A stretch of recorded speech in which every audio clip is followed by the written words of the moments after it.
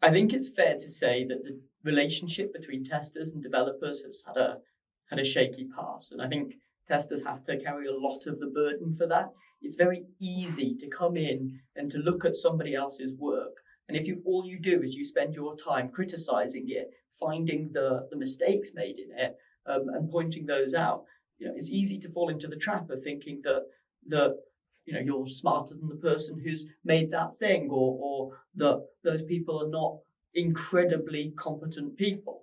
But obviously that is the wrong way of looking at it. It's much easier to criticize than it is to build.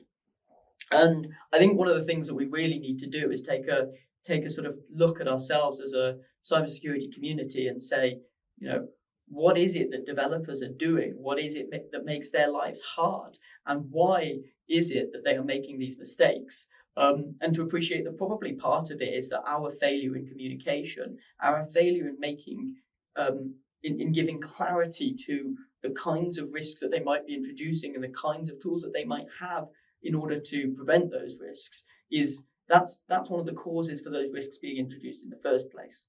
But I think the other thing as well that we need to do is try and avoid overstepping our mark. If we say that you need to fix this by developing it in this specific way, and you remove any of that creative freedom from the developer, or you assume to know how they can develop things better than they do, then you're probably making a mistake, because most of the recommendations for most of the fixes for vulnerabilities are incredibly outdated compared to the sort of maturity of the development processes. Modern libraries have capabilities that we don't even imagine a lot of the time when we're providing what we consider to be sound remedial advice. A few top tips that I would give to any penetration tester who would like to have a better relationship with a developer is, first and foremost, not to go in with a recommendation, but to understand why they went about taking the approach that they did to build the thing in the particular way that it was built.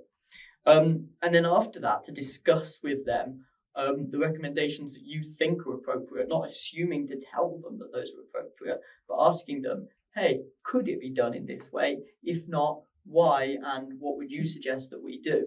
And that sort of a mutual level of respect and understanding will, I think, really help go a long way in making a penetration tester and a developer work together in harmony.